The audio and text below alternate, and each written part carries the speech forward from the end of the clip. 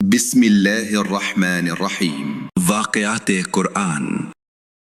قصہ یوسف علیہ السلام، صبر، تقدیر اور الہی تدبیر کی روشن مثال۔ سورہ یوسف آیات 4 تا 21، خواب سے لے کر مصر پہنچنے تک۔ اللہ تعالیٰ کی ذات وہ ذات ہے جس نے اپنے قرآن پاک میں اس خواب کا تذکرہ کیا جو حضرت یوسف علیہ السلام نے بچپن میں دیکھا تھا، جس میں 11 ستارے، سورج اور چاند ان کو سجدہ کرتے نظر آئے۔ تو انہوں نے یہ خواب اپنے والد حضرت یعقوب علیہ السلام کو سنایا۔ مفسرین لکھتے ہیں کہ حضرت یعقوب علیہ السلام نے فوراً سمجھ لیا کہ یہ عظیم مستقبل اور نبوت کی بشارت ہے، اسی لیے انہوں نے شفقت سے فرمایا کہ خواب بھائیوں کو نہ بتانا، کیونکہ حسد انسان کو ظلم تک پہنچا دیتا ہے۔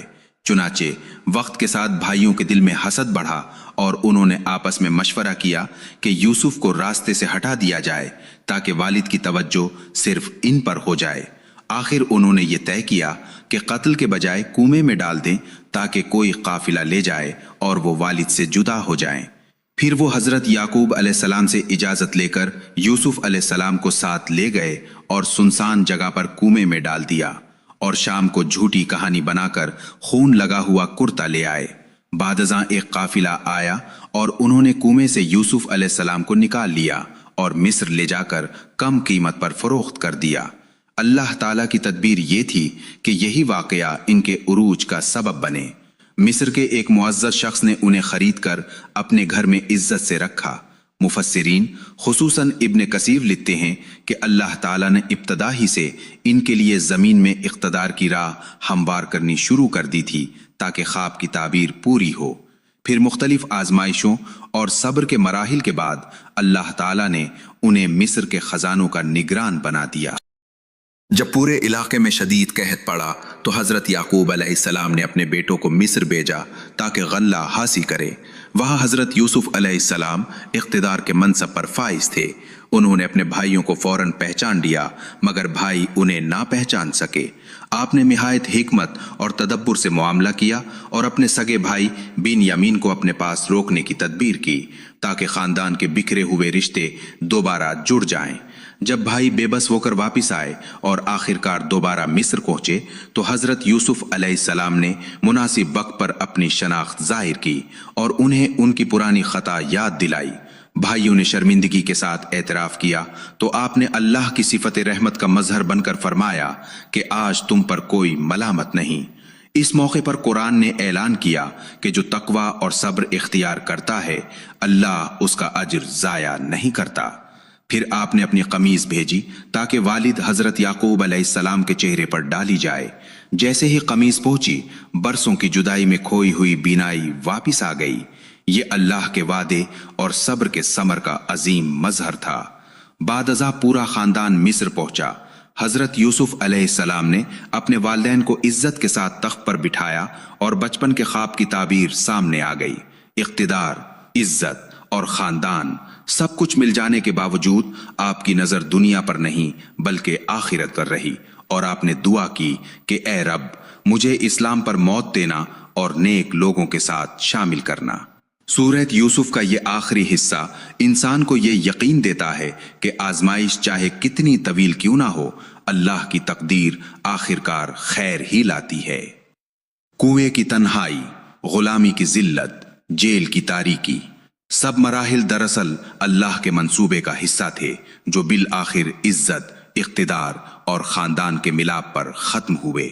یہ قصہ ہمیں سکھاتا ہے کہ حکمت کے ساتھ فیصلے کرنا، صبر کے ساتھ مشکلات برداشت کرنا، طاقت ملنے پر معاف کرنا اور کامیابی کے بعد آخرت کو نہ بھولنا، یہی وہ اوصاف ہیں جو ایک مومن کو اللہ کے نزدیک بلند کرتے ہیں۔ مصر کے بازار سے قید تک، حضرت یوسف علیہ السلام کی آزمائش۔ سورہ یوسف آیات 23 تا 35۔ اللہ کی ذات وہ ذات ہے جس نے اپنے قرآن پاک میں ارشاد فرمایا کہ جب حضرت یوسف علیہ السلام کو قافلے والوں نے مصر لا کر بازار میں فروخت کیا تو انہیں بہت کم قیمت پر بیچ دیا گیا، جیسا کہ قرآن کہتا ہے کہ چند درموں کے عوض ان سے بے رغبتی کے ساتھ معاملہ کیا گیا۔ मिस्र के एक बाअसर शख्स जिसे मुफस्सिरीन अजीज मिस्र कहते हैं ने उन्हें खरीदा और अपनी बीवी से कहा कि इस नौजवान को इज्जत से रखो, मुमकिन है हमें फायदा दे या हम उसे बेटा बना लें। इसी घर में परवरिश पाते हुए जब यूसुफ अलैहिस्सलाम जवानी को पहुंचे तो अल्लाह ने उन्हें इल्म और हिकमत अता फरमाई। बाददामनी की अजीम आजमाइश, जुलेखा का वाकया और कैद तक का सफर। इसी दौरान अजीज की बीवी जुलेखा इनके हुस्न और पाकीज़ा किरदार से मुतासिर होकर उन्हें गुनाह की तरफ माइल करने लगी। कुरान बयान करता है कि उसने दरवाजे बंद कर दिए और दावत दी, मगर यूसुफ अलैहिस्सलाम ने फौरन कहा, माज़ अल्लाह, मैं अल्लाह की पनाह मांगता हूँ। मुफस्सिरीन मसलन इब्ने कसीर लिखते हैं कि ये इनके कमाल ईमान और मुराक़बा इलाही की दलील थी।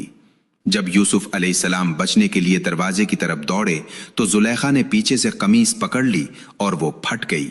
इसी लम्हे अजीज दरवाजे पर आ गया। कुरान बताता है कि एक गवाह में, जिसे मुफस्सिरीन के मुताबिक या तो एक दाना शख्स या मौजज़ाना तौर पर बोलने वाला बच्चा करार दिया गया, फैसला कुन दलील दी कि अगर कमीज आगे से फटी है तो इल्जाम दुरुस्त और अगर पीछे से है तो यूसुफ अलैहिस्सलाम सच्चे हैं।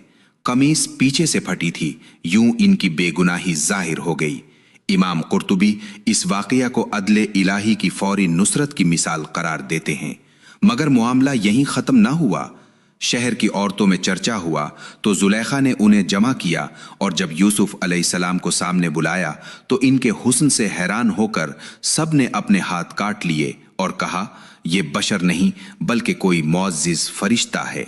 इस मौके पर जुलेखा ने अपने इरादे का एतराफ भी किया और धमकी दी कि अगर यूसुफ अलैहिस्सलाम इसकी बात ना मानेंगे तो कैद कर दिए जाएंगे। हजरत यूसुफ अलैहिस्सलाम की दुआ और जेल का फैसला। हजरत यूसुफ अलैहिस्सलाम ने अल्लाह से दुआ की, रब्बिस सिजनु अहब्बु इलैया मिम्मा यदऊननी इलैह, ऐ मेरे रब, जिस काम की तरफ ये बुलाते हैं इससे कैद मुझे ज्यादा पसंद है। मुफस्सिरीन मसलन फखरुद्दीन राजी लिखते हैं कि ये दुआ दरअसल इस बात की दलील है कि उन्होंने गुनाह के हर इम्कान से बचने के लिए तकलीफ को तरजीह दी। आखिरकार वाज़े निशानियां देख लेने के बावजूद वक्ती मसलहत के तहत उन्हें कैद कर दिया गया, जैसा कि आयत में है कि निशानियों के जाहिर हो जाने के बाद भी उन्होंने उन्हें कुछ मुद्दत के लिए कैद करना मुनासिब समझा। खुलासा तफसीरी नुकात। इब्ने कसीर, ये वाकया यूसुफ अलैहिस्सलाम की इस्मत और अल्लाह की खास हिफाजत की दलील है।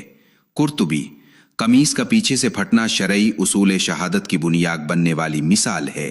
राजी, कैद को इख्तियार करना दरअसल गुनाह से कामिल फरार और अल्लाह पर कामिल एतमाद है।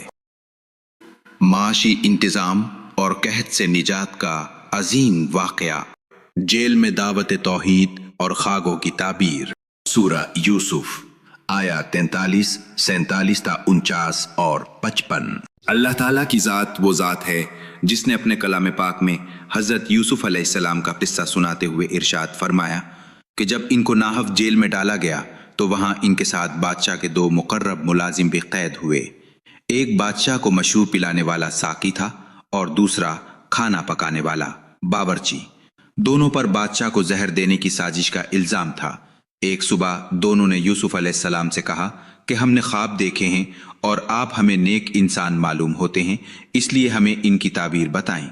साकी ने कहा, मैंने देखा कि मैं अंगूर निचोड़कर शराब निकाल रहा हूं। बावर्ची ने कहा, मैंने देखा कि मेरे सर पर रोटियां हैं और परिंदे उन्हें खा रहे हैं। हजरत यूसुफ अलैहिस्सलाम ने देखा कि ये लोग इस वक्त परेशान हैं और ताबीर जानने के लिए मेरी तरफ मुतवज्जे हैं, तो आपने इस मौके को दावत तौहीद के लिए इस्तेमाल किया। आपने बराह रास्त ताबीर बताने के बजाय पहले अपनी शख्सियत और इल्म का तारुफ कराया ताकि उनका एतमाद बढ़े। आपने फरमाया, तुम्हारे पास खाना आने से पहले मैं तुम्हें ताबीर बता दूंगा, ये वो इल्म है जो मेरे रब ने मुझे सिखाया है।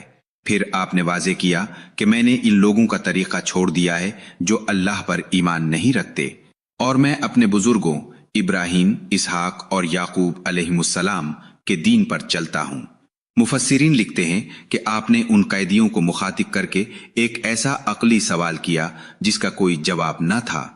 ऐ मेरे जेल के साथियों, کیا الگ الگ بہت سے معبود رب بہتر ہیں یا وہ ایک اللہ جو سب پر غالب ہے؟ آپ نے انہیں سمجھایا کہ جن بتوں یا ہستیوں کی تم پوجا کرتے ہو وہ صرف تمہارے خود ساختہ نام ہیں، ان کی کوئی حقیقت نہیں۔ اصل حکومت اور حکم صرف اللہ ہی کا ہے۔ یہ آپ کی تبلیغی حکمت تھی کہ پہلے دلوں سے شرک کی جڑ کاٹی اور پھر اصل بات کی طرف آئے۔ دعوت دینے کے بعد آپ نے ان کے خوابوں کی حقیقت بیان کی۔ ساقی سے فرمایا تم رہا ہو جاؤ گے اور دوبارہ اپنے بادشاہ کی خدمت سا کرو گے۔ باورچی سے فرمایا تمہیں سولی دی جائے گی اور پرندے تمہارا سر نوچ کر کھائیں گے۔ آپ نے ساتھ ہی یہ بھی فرما دیا کہ جس بات کے بارے میں تم پوچھ رہے تھے اس کا فیصلہ ہو چکا ہے، یعنی یہ اٹل ہے۔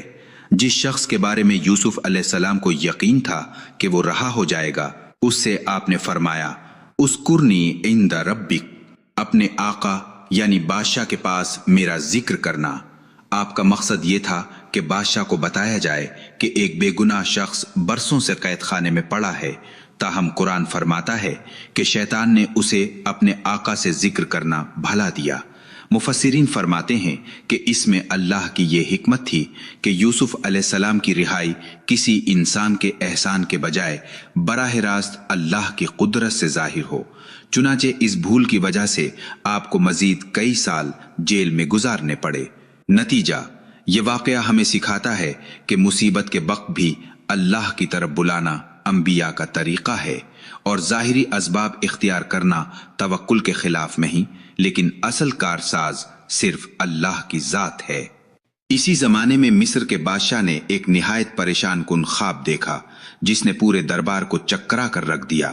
اس میں دیکھا کہ دریائے نیل سے 7 نہایت موٹی تازی گائیں نکلی اور ان کے پیچھے 7 نہایت دبلی اور سوکھی ہوئی گائیں نکلی، اور دیکھتے ہی دیکھتے ان دبلی گایوں نے ان 7 موٹی گایوں کو ہضم کر لیا۔ پھر اس نے دیکھا کہ اناج کے ساتھ ہرے بھرے خوشے ہیں اور ان کے برابر میں 7 بالکل خشک خوشے ہیں، اور وہ خشک خوشے ان ہرے خوشوں پر غالب آ گئے۔ بادشاہ کے درباریوں نے اسے اضغاث و احلام، پریشان خیالی کہہ کر ٹال دیا، لیکن قید خانے سے رہا ہونے والے ساقی کو حضرت یوسف علیہ السلام کی یاد آئی۔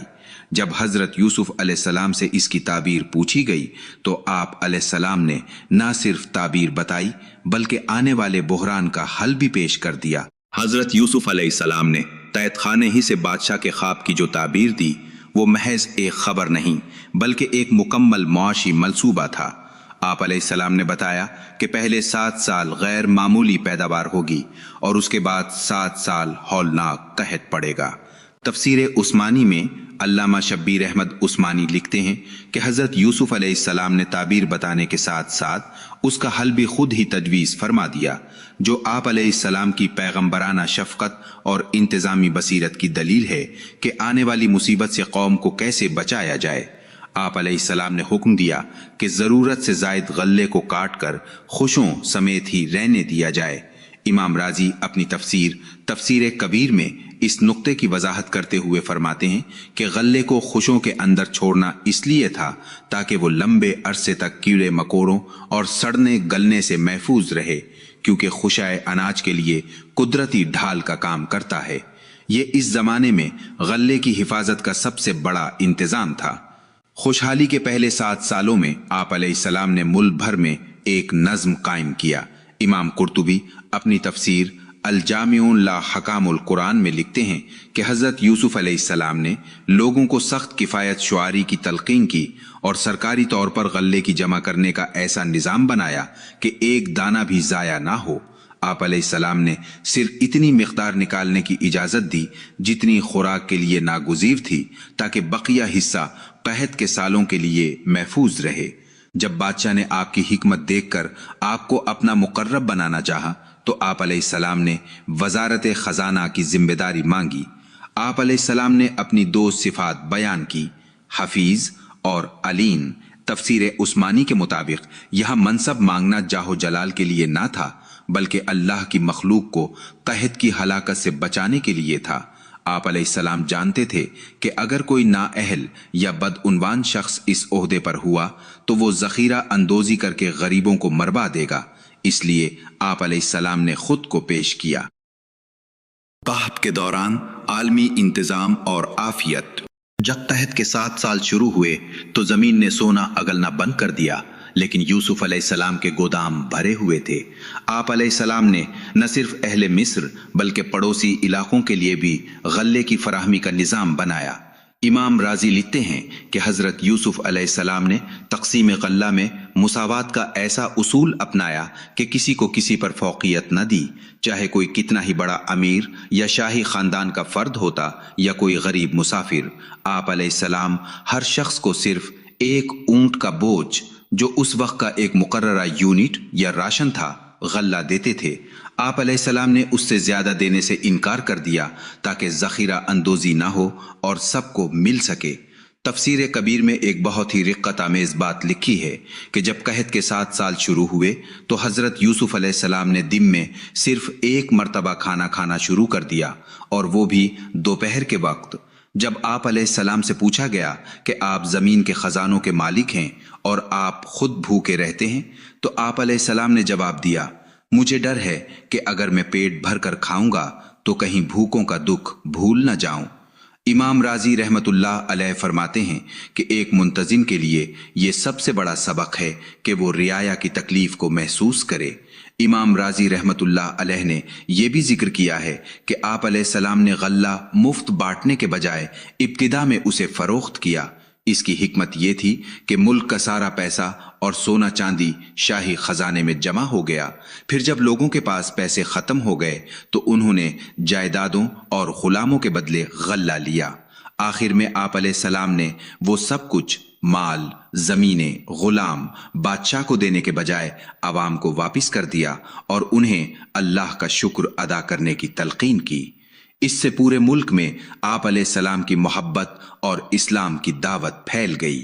تفسیر کبیر سورہ یوسف آیت 59 کے تحت امام رازی لکھتے ہیں کہ جب آپ کے بھائی غلہ لینے آئے تو آپ نے انہیں پہچان لیا، لیکن انہیں غلہ دینے میں کوئی رکاوٹ نہیں ڈالی، بلکہ آپ نے انہیں مہمان بنا کر ٹھہرایا اور ان کے ساتھ بہترین سلوک کیا تاکہ انہیں اپنی غلطی کا احساس ہو اور وہ حق کی طرف مائل ہوں۔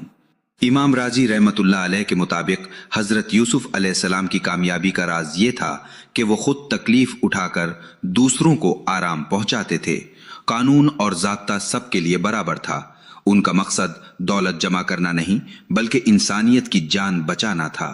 تفسیر کبیر میں ذکر ہے کہ آپ علیہ السلام نے تقسیم غلہ میں ایسی برابری رکھی کہ شاہ و گدا سب کو ایک ہی پیمانے سے غلہ ملتا۔ اس انتظام کی بدولت پوری دنیا میں مصر کی ساکھ بڑھ گئی اور لوگ جوق در جوق مصر آنے لگے۔ 14 سالہ اس طویل جد و جہد کے بعد 15واں سال آیا، جس کی پیش گوئی آپ علیہ السلام نے کی تھی کہ اس میں خوب بارشیں ہوں گی۔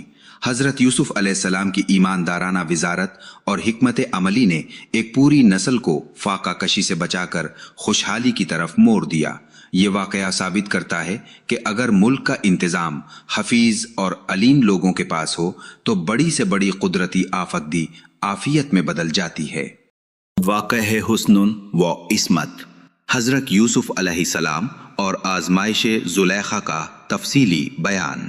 اللہ تعالیٰ کی ذات وہ ذات ہے جس نے قرآن کریم میں حضرت یوسف علیہ السلام کے قصے کو احسن القصص قرار دیا ہے، اور اس داستان کا سب سے کٹھن موڑ وہ تھا جب مصر کے عزیز کی بیوی زلیخا نے یوسف علیہ السلام کو گناہ کی طرف مائل کرنے کی کوشش کی۔ یہ واقعہ اس وقت پیش آیا جب یوسف علیہ السلام جوانی کے اس مرحلے پر تھے جہاں حسن و جمال اپنے عروج پر ہوتا ہے۔ ایک روز زلیخا نے محل کے تمام دروازوں کو نہایت مضبوطی سے بند کر دیا اور بڑے اصرار کے ساتھ کہا، ہیت لک، یعنی آ جاؤ میری طرف۔ یوسف علیہ السلام نے اس نازک موقع پر جس عزم و استقلال کا مظاہرہ کیا وہ رہتی دنیا تک کے جوانوں کے لیے مشعل راہ ہے۔ آپ علیہ السلام نے فوراً معاذ اللہ پکارا، جس کے بارے میں امام ابن کثیر رحمت اللہ علیہ اپنی تفسیر میں فرماتے ہیں کہ یہ در حقیقت اللہ کی عظمت کا استحضار تھا جس نے گناہ کے ارادے کو جڑ سے کاٹ دیا۔ زلیخا اپنا ارادہ کر چکی تھی اور انسانی جبلت کے مطابق یوسف علیہ السلام کے دل میں بھی ایک خیال ابھرا، لیکن اللہ تعالیٰ فرماتا ہے کہ اگر وہ اپنے رب کی برہان نہ دیکھ لیتے تو شاید لغزش ہو جاتی۔ امام طبری اور علامہ قرطبی اس برہان کی تشریح میں لکھتے ہیں کہ یہ اللہ کی طرف سے ایک غیبی اشارہ اور ایمانی قوت تھی جس نے یوسف علیہ السلام کو ثابت قدم رکھا۔ جب یوسف علیہ السلام نے دیکھا کہ فتنہ سر پر ہے تو آپ نے وہاں کھڑے ہو کر بحث کرنے کے بجائے گناہ کی جگہ سے بھاگنے کو ترجیح دی اور بند دروازوں کی طرف دوڑ پڑے۔ زلیخا بھی پیچھے لپکی اور یوسف علیہ السلام کو پکڑنے کی کوشش میں ان کا کرتا پیچھے سے پھٹ گیا۔ جیسے ہی آخری دروازہ کھلا، سامنے عزیز مصر کھڑا تھا۔ زلیخا نے فوراً پینترا بدلا اور یوسف علیہ السلام پر الزام دھر دیا کہ انہوں نے برائی کا ارادہ کیا۔ اس موقع پر اللہ نے یوسف علیہ السلام کی پاک دامنی کی گواہی ایک ایسے گواہ سے دلوائی جو گھر ہی کا فرد تھا، جس نے نہایت عقلی دلیل پیش کی کہ اگر قمیض آگے سے پھٹی ہے تو یوسف قصوروار ہے اور اگر پیچھے سے پھٹی ہے تو زلیخا جھوٹی ہے۔ جب قمیض پیچھے سے پھٹی ہوئی پائی گئی تو عزیز مصر پکار اٹھا کہ یہ تم عورتوں کا فریب ہے۔ مولانا ادریس کاندھلوی رحمت اللہ علیہ اس مقام پر لکھتے ہیں کہ حق کی حقانیت کے لیے اللہ تعالیٰ دشمن کے گھر سے ہی گواہ پیدا فرما دیتا ہے۔ جب شہر کی عورتوں نے زلیخا کو اس عشق پر ملامت کی تو اس میں اپنی صفائی پیش کرنے کے لیے ایک بڑی ضیافت کا اہتمام کیا اور تمام عورتوں کے ہاتھ میں ایک ایک چھری دے دی اور ان کے سامنے پھل رکھ دیے۔ جب یوسف علیہ السلام ان کے سامنے سے گزرے تو ان کے حسن مانوی اور نور نبوت کا وہ عالم تھا کہ عورتوں کو اپنی انگلیاں کٹنے کا احساس تک نہ ہوا اور وہ بے اختیار پکار اٹھی کہ یہ کوئی انسان نہیں بلکہ ایک معزز فرشتہ ہے۔ یوسف علیہ السلام نے اس پرتعیش محل اور گناہ کی زندگی پر اللہ کے قید خانے کو ترجیح دی اور یہ تاریخی دعا مانگی کہ اے میرے رب، قید خانہ مجھے اس کام سے زیادہ محبوب ہے جس کی طرف یہ عورتیں مجھے بلاتی ہیں۔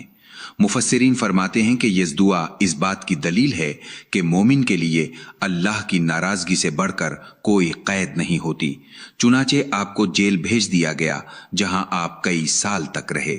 جب برسوں بعد مصر کے بادشاہ نے آپ کو رہا کرنا چاہا تو آپ نے اس وقت تک جیل سے نکلنے سے انکار کر دیا جب تک آپ کے کردار کی صفائی نہ ہو جائے۔ آخرکار بادشاہ نے جب تحقیقات کی تو زلیخا کو خود مجمع عام میں اعتراف کرنا پڑا کہ اب حق واضح ہو چکا ہے، میں ہی نے اسے پھسلانے کی کوشش کی تھی اور وہ یقیناً سچوں میں سے ہے۔ یہ واقعہ سکھاتا ہے کہ جو اللہ کے ڈر سے عارضی لذت کو ٹھکرا دیتا ہے، اللہ اسے دنیا کے تخت پر بھی بٹھاتا ہے اور رہتی دنیا تک اس کے کردار کو معتبر بنا دیتا ہے۔